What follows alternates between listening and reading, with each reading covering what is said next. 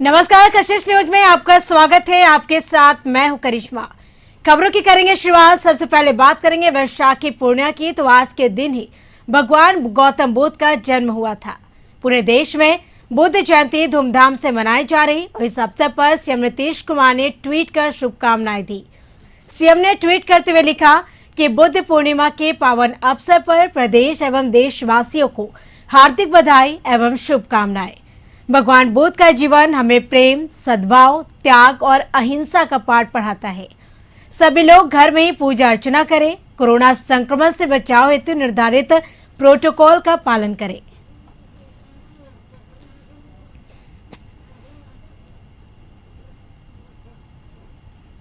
बिहार में कोरोना की संक्रमण दर लगातार घट रही है। वहीं स्वस्थ दर भी तेजी से बढ़ रही। मंगलवार को सुबह में 1,44,105 टेस्ट किए गए हैं, जिसमें 3,306 लोगों की रिपोर्ट पॉजिटिव आई। पटना जिले में 285 संक्रमित मिले।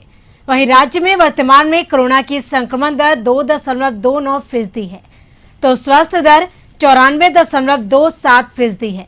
वहीं सूबे में लॉकडाउन लागू होने के बाद नए संक्रमण के केस तेजी से गिरे हैं, लेकिन संक्रमण से होने वाली मौत का सिलसिला लगातार जारी है। स्वास्थ्य विभाग ने मंगलवार को 104 लोगों की मौत संक्रमण से होने की पुष्टि की। कोरोना की दूसरी लहर आने के बाद मार्च महीने भर में सूबे में एक्टिव केस बढ़कर 1.30 लाख तक पहुंच गए थे, लेकिन राज्य में 5 मई से लॉकडाउन लागू होने के बाद से एक्टिव केस लगातार कम होने लगे। विभाग के अनुसार वर्तमान में एक्टिव की संख्या घटकर 35,000 पर रह गई है।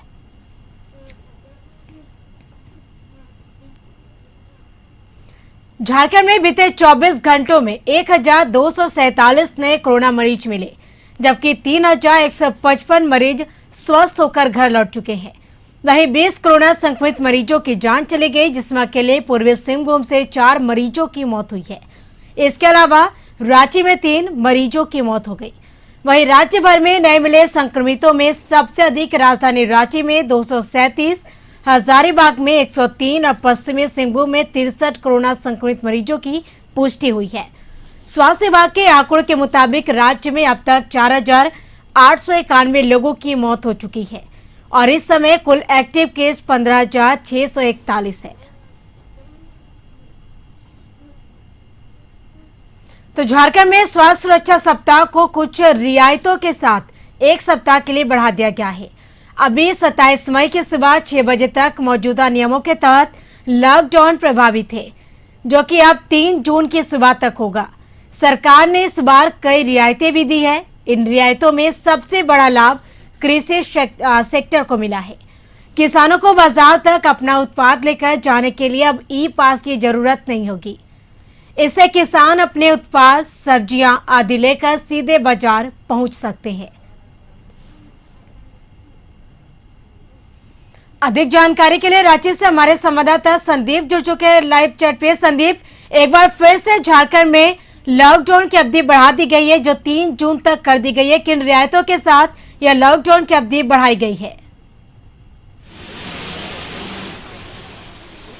जी, झारखंड में जिस तरह से संक्रमण की रफ्तार कम हो रही है और इसका कहीं ना कहीं असर सिर्फ इस वजह से हो रही है कि जो झारखंड सरकार की ओर से स्वास्थ्य सुरक्षा सप्ताह मनाई जा रही है और कई चीज़ों पे बंदिशें लगाई गई थी और यही वजह है कि अब जो आंकड़ा है 1,500 से 2,000 तक पहुंच चुका है पिछले 24 घंटे में। वहीं मृत्यु दरों में भी कमी आई है।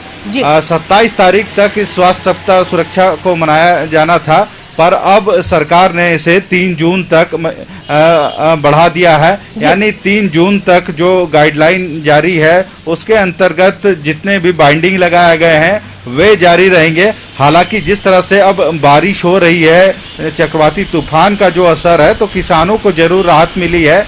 किसान अपने जो सब्जियां हैं या फिर जो खाद्य सामग्री, जो किसान अपनी जो सामग्रियों को बाजार तक पहुंचाने में ले जाते हैं, वाहन का प्रयोग करते हैं, तो उनके लिए जरूर एक छूट मिली है कि वे सुगमता से खेतों से बाजार तक पहुंच सके।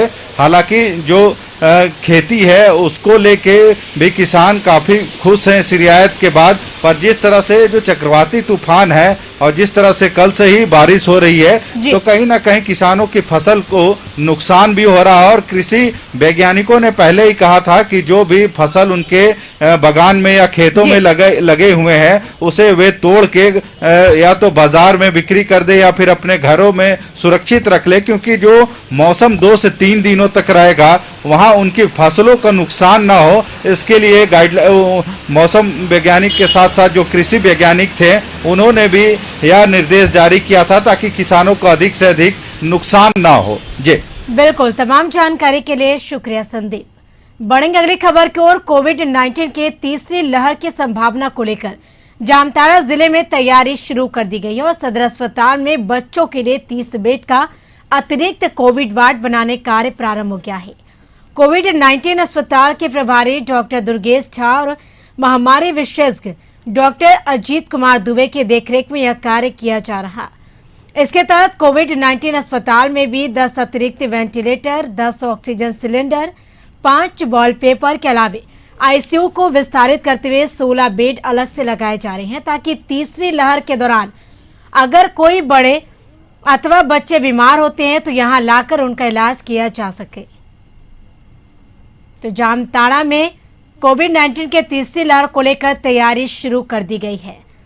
वहीं अस्पतालों में बच्चों के लिए 30 बेड का अतिरिक्त कोविड वार्ड बनाने का कार्य प्रारंभ है। तो यास तूफान ने झारखंड में दस्तक दे दी है और उसका असर कोल्हान में दिख रहा। उड़ीसा और पश्चिम बंगाल से सटे सीमावर्ती इलाकों में इस तूफान ने तबाही मचाना शुरू कर दिया है। जोरदार आंधी के साथ झमाझम बारिश शुरू हो गई। हालांकि मौसम विभाग और जिला प्रशासन ने पहले ही अलर्ट कर दिया था कि उधर तूफान को देखते हुए लोग अपने अपने घरों में डेरा डाले हुए हैं। वहीं जिला प्रशासन ने भी लोगों से आग्रह किया है कि बेवजह घर से बाहर ना निकले। उधर तूफान ने शहर की रफ्तार पर ब्रेक लगा दी है। तो यास तूफान का असर झारखंड में भी देखने को मिल रहा। कई इलाकों में आंधी के साथ झमाझम बारिश भी देखी जा रही, हालांकि रुक रुक कर बारिश भी हो रही है। तो यास तूफान का असर झारखंड में भी देखने को मिल रहा है। राजधानी रांची समेत कई जिलों में यास तूफान का असर दिखने लगा। यास चक्रवाती तूफान का असर सूबे के दक्षिणी और मध्य भागों में दिखने लगा। रांची में भी बारिश हो रही है, वहीं तापमान में भी भारी गिरावट हुई है। झारखंड के दक्षिणी जिले में भारी से बारिश की वजह से मौसम विभाग ने चेतावनी दी है। उसके अलावा 27 मई को रांची, रामगढ़, बोकारो, धनबाद में भारी बारिश की संभावना जताई गई है। वहीं 28 मई को भी झारखंड के पूर्वी जिले गुमला, लातेहार, पलामू इलाके में भारी बारिश देखने को मिलेगी। अधिक जानकारी के लिए रांची से हमारे संवाददाता संदीप जुड़ चुके हैं लाइव चैट पे। संदीप, चक्रवाती यास तूफान को लेकर किस तरह का असर देखने को मिल रहा है? राजधानी रांची की बात की जाए तो क्या कुछ अलर्ट जारी किया है मौसम विभाग की तरफ से? जी, यास तूफान का असर राजधानी रांची में भी देखने को मिल रहा है और कल रात से ही कह सकते हैं जो बारिश है राजधानी रांची में भी हो रही है। आपको दिखलाना चाहेंगे रांची का नजारा है जहां पे कल रात से ही बारिश लगातार हो रही है और कहीं ना कहीं जो तापमान है उसमें भी काफी गिरावट देखने को मिली है। और जिस तरह से मौसम वैज्ञानिकों ने पहले ही अलर्ट जारी किया था कि यह 3 दिन काफी बेहद होगा, 26 तारीख, 27 और 28 तारीख। हालांकि जिस तरह से मौसम वैज्ञानिकों ने कहा है कि झारखंड का जो दक्षिणी क्षेत्र है जैसे पश्चिमी सिंहभूम, खरसावां, सरायकेला, इन 3 जगहों पे आज मूसलाधार बारिश होगी। वहीं यदि 27 तारीख की बात करें तो रांची सहित बोकारो, धनबाद, इन इलाकों में भी जोरदार बारिश के अलर्ट जारी की गई है। हालांकि जो संथाल का इलाका है इस यास जो चक्रवात है उससे दूर है, वहां पे इसका कोई असर नहीं देखने को मिलेगा। पर लगभग यदि झारखंड के 24 जिलों की बात करें तो लगभग 16 ऐसे जिले हैं जो इस चक्रवाती तूफान से प्रभावित होंगे। हालांकि इन सभी जगहों पे बारिश होनी है और कह सकते हैं 90 किलोमीटर प्रति घंटा की रफ्तार से हवाएं भी चलेगी। और अब तक जो चक्रवाती तूफान है बंगाल की खाड़ी के तटीय इलाकों से नहीं टकराया है, पर जो अलर्ट जारी किया गया है लगभग 2 बजे तक या टकराने का अंदेशा है। उसके बाद कहीं ना कहीं जो दक्षिणी इलाका है झारखंड का, जो पश्चिमी सिंहभूम हो गया, सरायकेला हो गया, खरसावां हो गया, जहां इसका काफी असर देखने को मिलेगा। हालांकि वहां पे लगातार मूसलाधार बारिश हो रही है पहले से ही, पर टकराव के बाद कह सकते हैं वहां पे हवाएं और जो बारिश का जो ग्राफ है वह और तेज होगा। हालांकि इसके बाद लगभग 16 जिले जो हैं वहां पे भी इसका असर देखने को मिलेगा। कई जिलों में लगातार बारिश शुरू हो गई है और टेम्परेचर में भी कह सकते हैं काफी गिरावट देखने को मिल रही है। बिल्कुल, तो झारखंड में तूफान यास का असर देखने को मिल रहा है। फिलहाल तमाम जानकारी के लिए शुक्रिया संदीप। बढ़ेंगे अगली खबर की ओर। बंगाल की खाड़ी में उठने वाला चक्रवाती तूफान यास को लेकर बेरमो फुरसत नगर परिषद अलर्ट नजर आ रहा। चक्रवाती तूफान से पहले नगर परिषद के द्वारा तूफान से पहले और तूफान के बाद क्या करे और क्या ना करे, इसको लेकर फुरसत नगर परिषद ने अपने नगर वासियों को अनाउंसमेंट के जरिए जानकारी दी है और लोगों से 26 मई से लेकर 28 मई तक अपने घरों में रहने की अपील की है।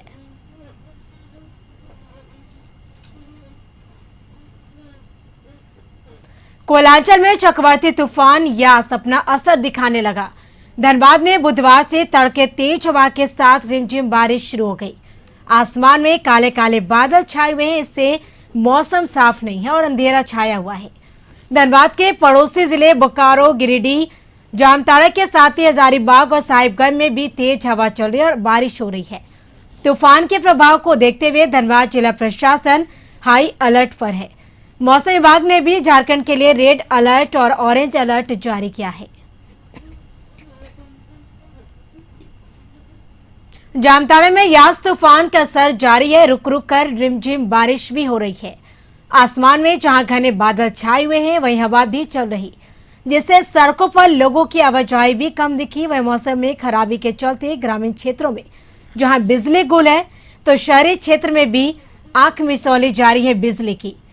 तो वहीं यास चक्रवात को लेकर जहां जामताड़ा जिला को हाई अलर्ट में रखा गया है, वहीं इससे निपटने को लेकर उपायुक्त फैज अहमद मुमताज ने एडवाइजरी जारी कर सभी जिले वासियों से सतर्क रहने की अपील की है और इस तूफान की आशंका को देखते हुए जिलों में विद्युत आपूर्ति, पेयजल आपूर्ति, राशन आदि की व्यवस्था सुनिश्चित करने हेतु आवश्यक दिशा निर्देश दिया गया है।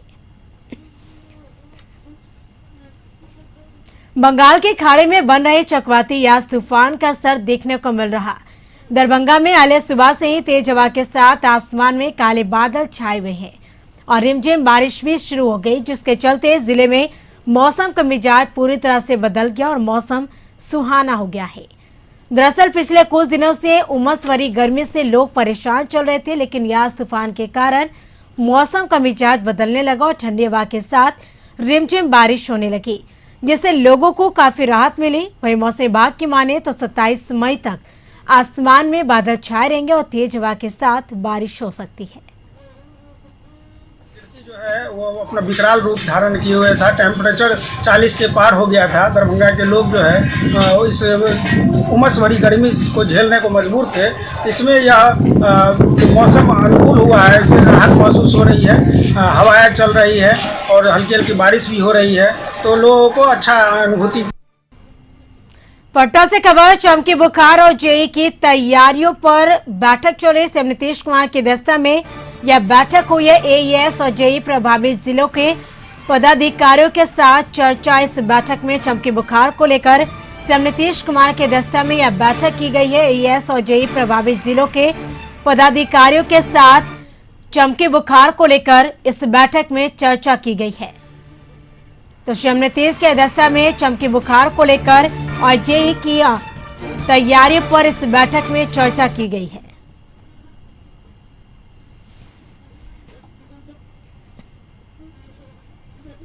आज वैशाख पूर्णिमा है और आज के दिन ही भगवान गौतम बुद्ध का जन्म हुआ था। सनातन धर्म में स्थिति को बुद्ध पूर्णिमा के रूप में मनाया जाता है और गया बोध गया की ज्ञान की भूमि पर मनाई जा रही है। इसको लेकर बौद्ध भिक्षुओं ने विश्व शांति की प्रार्थना की। हालांकि कोरोना काल को लेकर उतना उत्साह देखने को नहीं मिला। खाना खिलाओ ना, बोलने तो दो ना।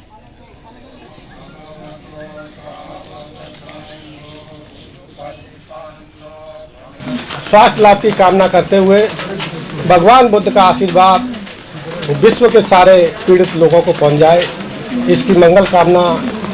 और खास करके जो आज का जो उत्सव है, भगवान बुद्ध का जन्म जयंती मनाई जा रही है बुद्ध गया प्रांगण में, जिसमें प्रधानमंत्री जी माननीय नरेंद्र मोदी जी ने स्वयं उसको बाई लाइव होके मनाने का निर्णय लिया।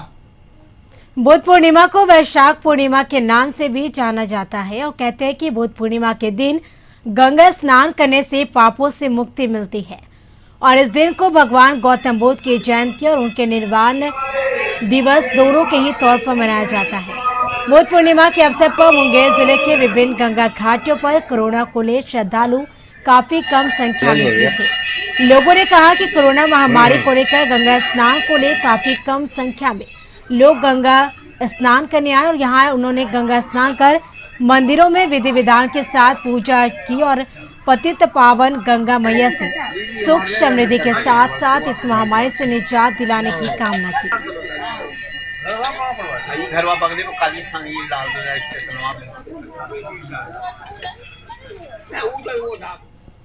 कौन पूर्णिमा है?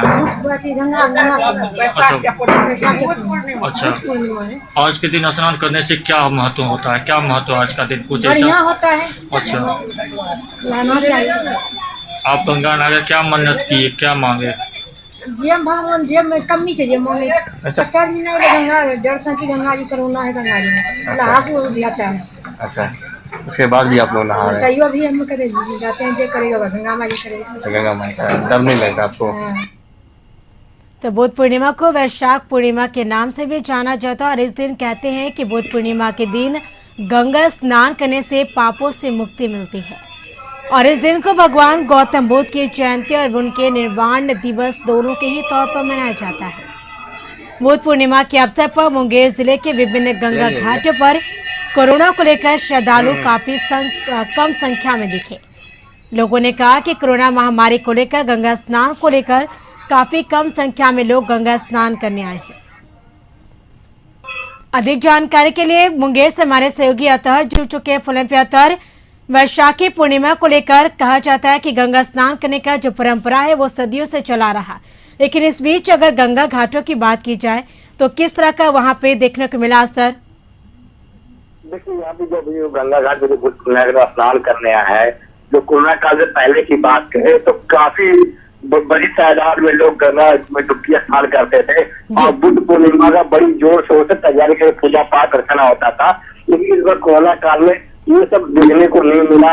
लोग ज्यादातर देखे, कुछ लोग पूर्णिमा की पूजा किए और सोशल डिस्टेंस बना के पूजा की। उन्होंने कहा देखिए कोरोना काल है, ऊपर से लोगों के मन में दहशत है कि एक घटना में लाश तैर रही है, इसलिए लोग भयभीत है कि कोरोना का असर इनको ना आ जाए, इसलिए उनको ये कम लोग नजर आए।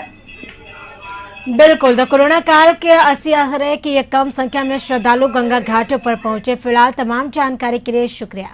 बढ़ेंगे अगली खबर को। नालंदा जिले के नूरसराय प्रखंड के बड़ाड़ा गांव में हुए शादी समारोह के दौरान बार बालाओं के ठुमके का वीडियो तेजी से वायरल हो रहा है। जहां एक सरकारी सामुदायिक भवन में शादी समारोह के दौरान बारातियों के मनोरंजन के लिए सांस्कृतिक कार्यक्रम का आयोजन किया गया था, जिसमें बार बालाओं को बुलाया गया था और रात तक लोग बिना सोशल डिस्टेंसिंग और मास्क के ही बार बालाओं के साथ ठुमके लगाते नजर आए। रात भर कार्यक्रम चलता रहा, मगर हैरानी की बात यह कि स्थानीय चौकीदार को इसकी भनक तक नहीं रखी। नूरसराय थानाध्यक्ष वीरेंद्र चौधरी ने वायरल वीडियो की जांच कर कार्रवाई करने की बात बता रही।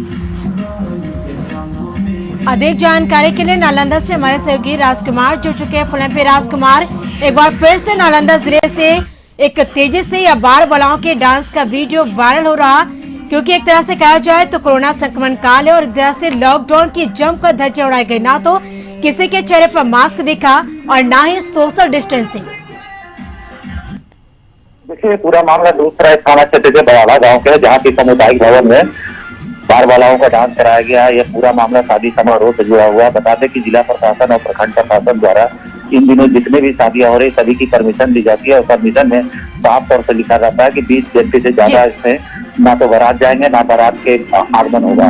बावजूद इसके वहाँ पर बॉन्ड भराया जाता है कि यहाँ पर किसी भी तरह का ऑर्केस्ट्रा का प्रोग्राम नहीं होगा, कहीं भी डीजे नहीं बजाया जाएगा। लेकिन लगातार यहाँ देखा जा रहा है कि शादी समारोह के दौरान बार बालाओं का नृत्य कराया जा रहा है, कहीं पर जो है सोशल डिस्टेंसिंग का पालन नहीं किया जा रहा है। ऐसे में अगर कार्रवाई नहीं होती है तो दूसरे लोग भी इनके देखा देखी ये प्रोग्राम कराना शुरू कर देते हैं। जी बिल्कुल, तमाम जानकारी के लिए शुक्रिया राजकुमार। बढ़ेंगे अगली खबर की ओर। संक्रमण और लॉकडाउन को देखते हुए राज्य सरकार और केंद्र सरकार के द्वारा मई और जून महीने के राशन गरीबों को मुफ्त में दिए जाने के मामले पर खाद्य आपूर्ति विभाग के सचिव विनय कुमार ने दावा किया कि अभी तक 46% से ज्यादा लोगों ने अनाज ले लिया है।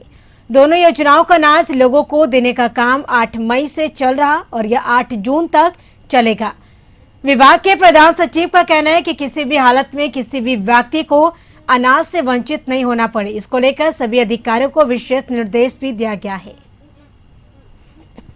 एनएफएसए में जो अनाज की कीमत है वो राज्य सरकार ने उसको पे किया है और प्रधानमंत्री गरीब कल्याण योजना में जो अतिरिक्त अनाज है वो भारत सरकार की तरफ से निःशुल्क बांटा गया है। हम लोगों ने मई का वितरण चक्र 8 तारीख से आरंभ किया था, तो मुझे लगता है कि हम लोग अगले 8 तारीख तक इसको 8 जून तक इसको पूरा करेंगे ताकि सभी लोगों को दोनों योजनाओं में मुफ्त अनाज का।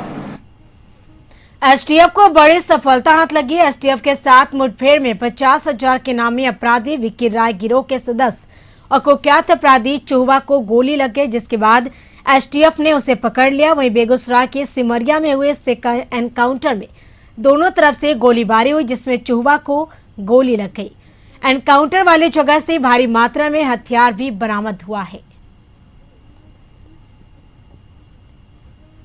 बेगूसराय में एक दर्दनाक सड़क हादसे में एक युवक की घटनास्थल पर ही मौत हो गई। हालांकि इस मामले में परिजनों ने साजिश के तहत हत्या का आरोप लगाया है। तो यह घटना लोहिया नगर थाना अंतर्गत गांधी चौक की है। फिलहाल पुलिस ने शव को कब्जे में लेकर पोस्टमार्टम के लिए भेज दिया और आगे की छानबीन में जुट गई है। वहीं मृतक की पहचान सिंगौल थाना क्षेत्र के उलाव निवासी राजकुमार शर्मा के पुत्र संदीप कुमार के रूप में की गई है। कुछ घर में कर लिए थे आपसे में मम्मी से ही और किसी से नहीं, और कोई कुछ नहीं बोला घर में, और बोल रहे थे खमार जाएंगे, अंकल का साला का शादी है उनके जाएंगे वहाँ पे, वहाँ से हम फिर सुबह आएंगे। और अपना वहाँ से जस्ट 5 मिनट हुआ निकले हुए फोन आया, ऐसा बात है। हम तुरंत हम लोग यहाँ पहुँचे। गोपालगंज में यात्रियों से भरी ट्रेवलर बस हादसे का शिकार हो गई। ट्रक से मिनी बस की भिड़ंत में 2 मजदूरों की मौत हो गई, जबकि 17 मजदूर गंभीर रूप से घायल हो गए। सभी घायलों को गोपालगंज सदर अस्पताल में भर्ती कराया गया है। घटना बरौली के प्यारेपुर में NH 27 पर हुई है। जालंधर से बंगाल जा रहे थे। प्यारेपुर में हम लोगों का एक बस से और ट्रक से हमारा एक्सीडेंट हो गया। उसमें एक खलासी की डेथ हो गई। साथ में हम लोग कैसे कैसे वहाँ से आए। साथ में मैं अपने भाई को भी लेकर आया हॉस्पिटल में, और यहाँ पे हॉस्पिटल में लाने के बाद मेरे भाई को इन लोगों ने इंजेक्शन लगवाए। 2 इंजेक्शन दिए इन्होंने और पट्टी वट्टी की। फिर मैं इनके पास गया तो बोला ऑक्सीजन देना पड़ेगा भाई को। फिर मैंने ऑक्सीजन दिया। फिर ऑक्सीजन लगवाने के बाद भी मेरा भाई नहीं। पूर्णिया में लॉकडाउन के दौरान आर्थिक तंगी से परेशान होकर एक युवक ने अपने ही ऑटो को आग के हवाले कर दिया। धू कर जल रहे ऑटो को देख वहां लोगों की भीड़ लग गई। इस दौरान वहां पुलिस भी पहुंच गई। घटना सहायक खजांची थाना क्षेत्र के महबूब खां टोला में हुई है। ऑटो मालिक रवि कुमार ने रो कर अपनी आप बीती सुनाई। उसने कहा कि वह 8 माह से आर्थिक तंगी झेल रहा है। लगातार लॉकडाउन होने के कारण प्रतिदिन कमाई इतनी भी नहीं होती कि वह अपना और परिवार का पेट भर सके। ऑटो की किस्त की भरपाई भी नहीं हो पा रही है। इधर ऑटो के दुर्घटनाग्रस्त हो जाने के बाद उसे एक्सचेंज के लिए लगातार कंपनी का चक्कर काट रहा था और आर्थिक तंगी के कारण उसने पत्नी और 2 बच्चों को उसके मायके भेज दिया है। क्या कर दो, एक्सचेंज नहीं हो रहा था। ले जाते थे कंपनी, एक्सचेंज नहीं लेता था। दूसरे से कर्जा मांगते थे तो कहता था कि नहीं लॉकडाउन है, लॉकडाउन है, लॉकडाउन है। ले साले को जला के रखे कर दो, आपको कबाड़ी के भाव से बेचेंगे, खाना खुराक ही निकलेगा। आपको क्या दिक्कत हुआ? आपको दिक्कत क्या हुआ? आप क्यों लगाए? आपको दिक्कत क्या हुआ? इसीलिए दिक्कत हुआ कि लॉकडाउन का कारण वो गाड़ी बैठा हुआ है। खगड़िया में अपराधी इन दिनों तांडव मचा रहे हैं। वहीं पिछले एक सप्ताह में जिले के अलग अलग थाना इलाके में करीब आधे दर्जन लोगों की हत्या हो चुकी है। बावजूद पुलिस इन अपराधियों पर नकेल कसने में विफल साबित हो रही है। ताजा मामला पसराहा थाना इलाके के पीपर पांती गांव का है, जहां अज्ञात बदमाशों ने दिन दहाड़े एक अधेड़ की गोली मारकर हत्या कर दी। पूर्व से घात लगाए आधे दर्जन बदमाशों ने रविंद्र यादव को सिर में गोली तब मारा जब वह अपने घर से मॉर्निंग वॉक के लिए निकला था। सिर में 2 गोली लगने के कुछ ही देर बाद मौके पर ही रविंद्र यादव ने दम तोड़ दिया। घटना का बचाव पड़ोसी के साथ हुई रंजिश बताई जा रही है। परिजनों ने अपने पड़ोसी नरेश यादव उसके परिवार के अन्य सदस्यों पर हत्या करने का आरोप लगाया है। पसराहा थाना पुलिस मामले की छानबीन में जुट गई है। इसके साथ इस बुलेटिन में फिलहाल इतना ही। आगे बिहार झारखंड की तमाम खबरों के लिए आप देखते रहिए कशिश न्यूज। नमस्कार।